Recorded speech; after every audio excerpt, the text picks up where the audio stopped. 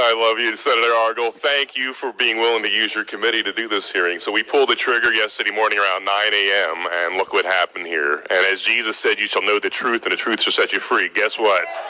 Guess what? The truth's out there. Media, you should have found these witnesses. You need to do your job. Now you see them out here. Do your job. You're essential to this republic, and without you doing your job, instead of being partisan hacks, this republic can't stand. So now you got some information, you got some witnesses with courage. These people are heroes to me. As a retired Army colonel, I look at them and I say, you guys are outstanding. Thanks for being willing to step up. Because I am cognizant that the so-called tolerant people on the left will not show much love or tolerance to people they disagree with. And so thank you for standing, because you're warriors being able to stand for and save this republic. So thank you for going forward here. I mean, indeed, I started this off quoting from John Adams. We are in Adams County. Facts are stubborn things. There's a lot of hard facts out there, and guess what? As history and change in 1863 in Gettysburg, back then in July 1st, 2nd, and 3rd, so on this day, history is changing for our country and state back at Gettysburg once again.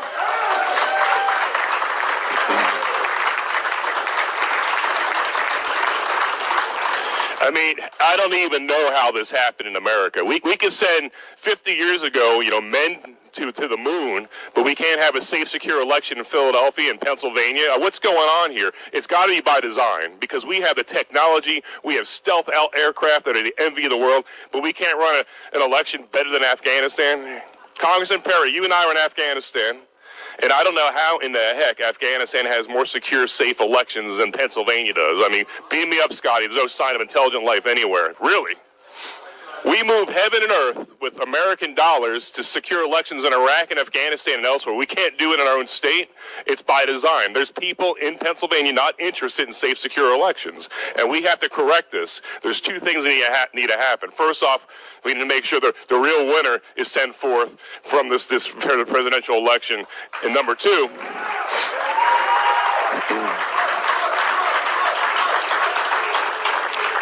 we need to fix this. This doesn't happen ever again.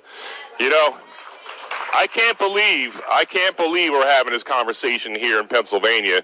This is the kind of stuff I hear about that goes on in Belarus under Lukashenko, or in Russia under Putin, under Saddam Hussein's Iraq. Really? Here in our state? I mean, this is disgusting to me. I watched, when I was doing strategy in Russia, Putin's people stuffing ballot boxes. The same thing that happened in Pennsylvania. When I saw that 15, 20 years ago, I was like, well, thank God we're not like that. What happened? What happened? And we're not going to let it stand.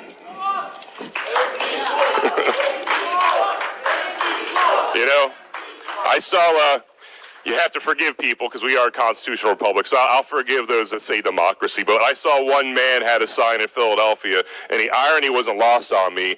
Democracy dies in Philadelphia. Can you imagine the irony of that? Where the light of liberty was lit in 1776, it transformed this world. We're in this very same state, a new birth of freedom.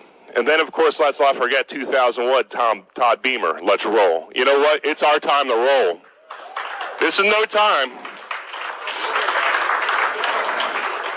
Democracy can die in darkness, in dark rooms with no transparency and accountability. We're shining light on this darkness here. We're going to take our state back. We're not standing aside in this hour.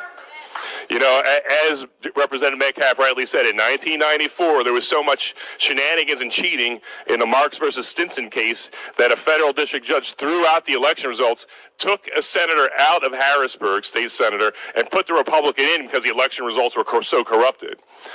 So we do have a precedent here, federal courts, and I hope you take a hard look at that here. Has our election results in Pennsylvania at the presidential and other levels been so corrupted that the results have to be thrown out? That's going to be a case you're going to have to make before the Supreme Court there, but it sure sounds like something stinks in Denmark or in Philadelphia. I don't know.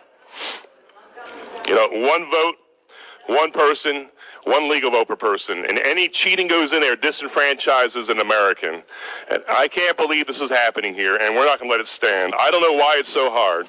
You know, I know it's hard because this has been going on here for a lot longer than we imagine. But in Galatians 6:9, we're told by St. Paul, grow not weary doing good, because in due time you'll reap your harvest. We're going to reap our harvest.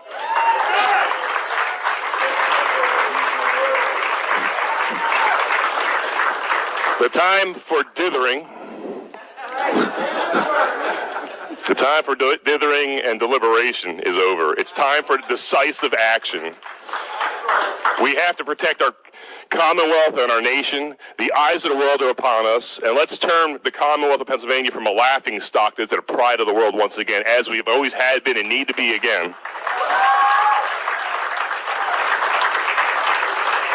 So yes, Mr. Franklin, a republic, if you can keep it, we're going to keep it. Can you keep it?